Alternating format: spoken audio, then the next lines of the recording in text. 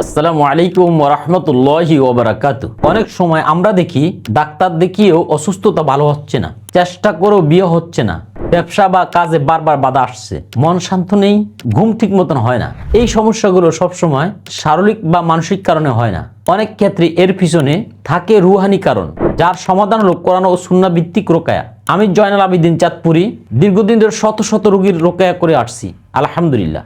দীর্ঘদিন অক্লান্ত গবেষণার পর রোকায়া নিয়ে বই লিখেছি, আর রোকায়া আশারায়া কোন কোন কারণে আপনার রোকায়া করা দরকার। অনেক সময় দেখা যায় সবকিছু ঠিক থাকার পরেও জীবন যেন আটকে থাকে, বিয়ের চেষ্টা করলেও হয় না, কথা উঠলেই সমস্যা দেখা দেয়, কেউ হঠাৎ অসুস্থ হয়ে পড়ে, অকারণে ভয় লাগে, রাতে ঘুম হয় না বা খারাপ স্বপ্ন দেখতে পায়, শরীরে ব্যথা, দুর্বলতা, বুক ধরপড় বা গ্যাসের সমস্যা লেগে থাকে, কিন্তু ডাক্তার দেখিও ঠিক হয় না। আবার কারো ব্যবসা বা কাজে বারবার ক্ষতি হয়, নতুন কিছু শুরু করলে বাধা আসে। এইসব সমস্যার পিছনে অনেক সময় বদ নজর, জাদু বা শয়তানি প্রভাব কাজ করে, যা আমরা বুঝতে পারি না।